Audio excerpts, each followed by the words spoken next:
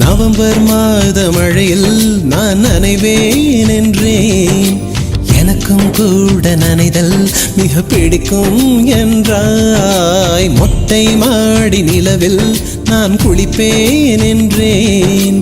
எனக்கும் அந்த குளியல் மிக பிடிக்கும் என்றாய்.